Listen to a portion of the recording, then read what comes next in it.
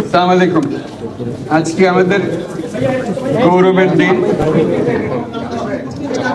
যে যে বিপ্লবের মাধ্যমে বাংলাদেশ আজকে নতুন বিজয় দিবস সৃষ্টি করলো, সেটাকে সামনে রেখে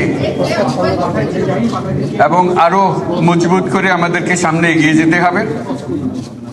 যারা এটা সম্ভব করেছে, যে তরুণ সমাজ, তাদের প্রতি আমি আবার সমস্ত প্রশংসা এবং কৃতজ্ঞতা জানাচ্ছি তাদেরকে। তারা আমার পাশে আছে। এরা এই দেশকে রক্ষা করেছে, এই দেশকে নতুনভাবে পুনর্জন্ম দিয়েছে এবং এই পুনর্জন্মে যে বাংলাদেশ পেলাম, সে বাংলাদেশ যেন অত্যন্ত দ্রুত গতিতে এগিয়ে চলতে পারে, সেটাই হলো আমাদের শপথ। সেটা আমরা রক্ষা করতে চাই, এগিয়ে যেতে চাই। আজকে আবু সাঈদের কথা মনে পড়ছে আমাদের, যে আবু সাঈদের ছবি বাংলাদেশের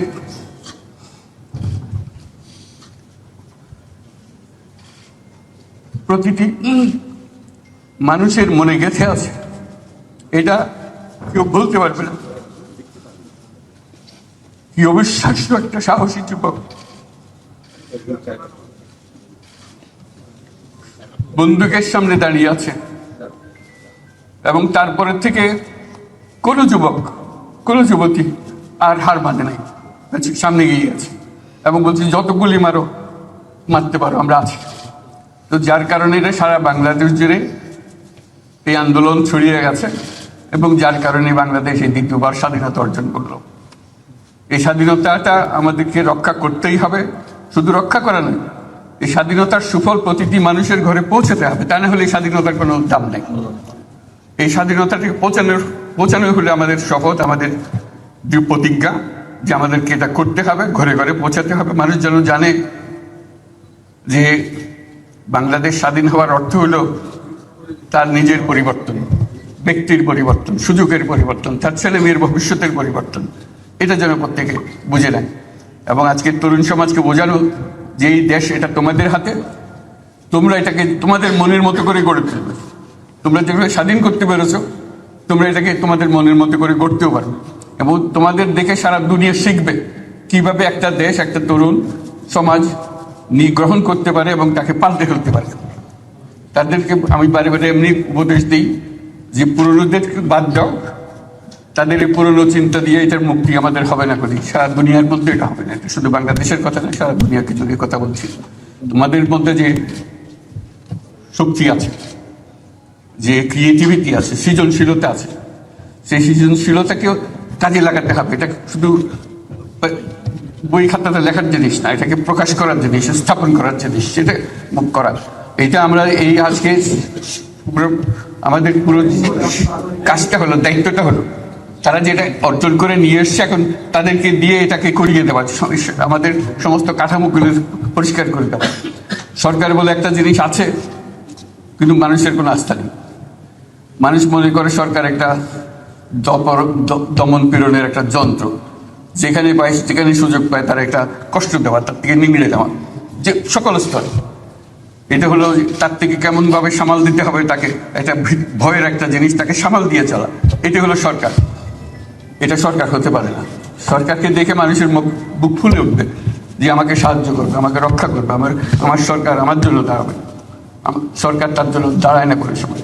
যে সরকার হবে, সেই সরকার মানুষকে রক্ষা করবে, মানুষের আস্থাভাজন হবে। এটা কেউ জোর করে তাকে বলার জন্য ভালো, এটা না। সে নিজে নিজে বিশ্বাস করবে, সরকারি লোক দেখলে বলবে যে আমার লোক, আমাকে রক্ষা করার লোক। সেই আস্থাটা আমাদেরকে ফিরিয়ে আনতে হবে মানুষের মনে। তাহলে মানুষও যোগ দেবে এটাতে।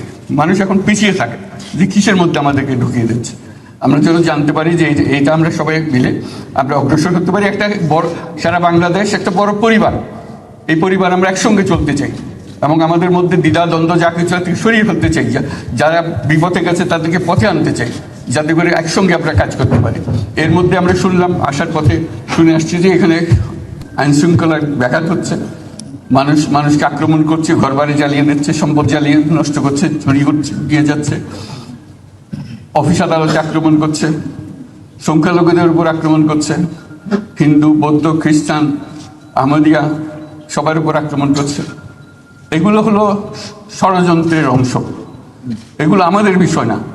আমাদের কাজ হলো এটাকে রক্ষা করা, সবাইকে রক্ষা করা, এটাকে প্রতিটি মানুষ আমাদের ভাই, আমাদের বোন, তাদেরকে রক্ষা করা এবং আমাদের একটা শৃঙ্খলা ফিরিয়ে আসা। বিশৃঙ্খলা, সহিংসতা এগুলো হলো অগ্রগতির বড় শত্রু।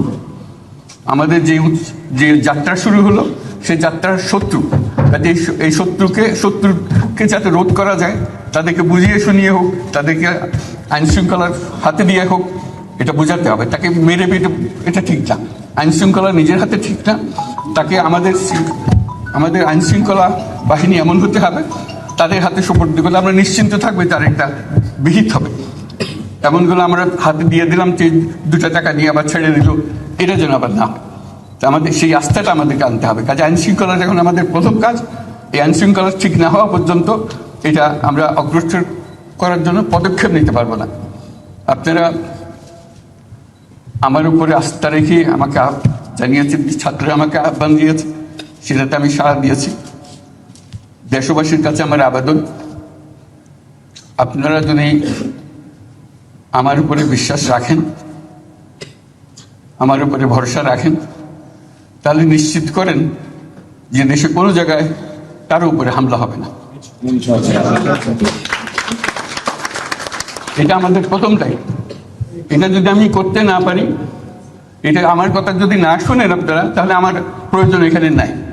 আমাকে বিদায় দেন, আমি আমার কাজে থাকি, সেখানে আমি ব্যস্ত থাকি। যদি আমাকে প্রয়োজন মনে করেন, তাহলে আমাকে প্রয়োজন মনে করলে আপনাদেরকে দেখাতে হবে যে আমার কথা আপনারা শোনেন। আমার কথা না শুনলে আমার কোনো প্রয়োজন নাই। আমার প্রথম কথা হলো, আপনারা বিশৃঙ্খলা থেকে দেশকে রক্ষা করেন, আপনারা সহিংসতা থেকে দেশকে রক্ষা করেন, যাতে আমরা যা আমাদের ছাত্ররা আমাদেরকে পথ দেখায়, সেই পথে আমরা এগিয়ে যেতে পারি। এটা একটা খুব সুন্দর দেশ হতে পারে, সারা বাংলাদেশ একটা খুব সুন্দর দেশের সম্ভাবনাময় দেশ। কাজে এই সম্ভাবনাগুলোকে আমরা নষ্ট করে দিয়েছি। এখন আবার সেই বীজতলা আবার তৈরি করতে হবে, আবার আমাদেরকে জেগে উঠতে হবে। তারাই এই বীজতলা তৈরি করবে, তাদের হাত দিয়ে হবে, এবং তাদের দিকে আমরা তাকাবো এবং আমরা তাদের নির্দেশ মতে আমরা অগ্রসর হব। এখানে সরকারি কর্মকর্তা কর্মচারী যারা আছেন, সেনাবাহিনী, বিমান বাহিনী, নৌবাহিনী প্রধানরা যারা আছেন, তাদের প্রতি অনুরোধ, আমরা একটা পরিবার।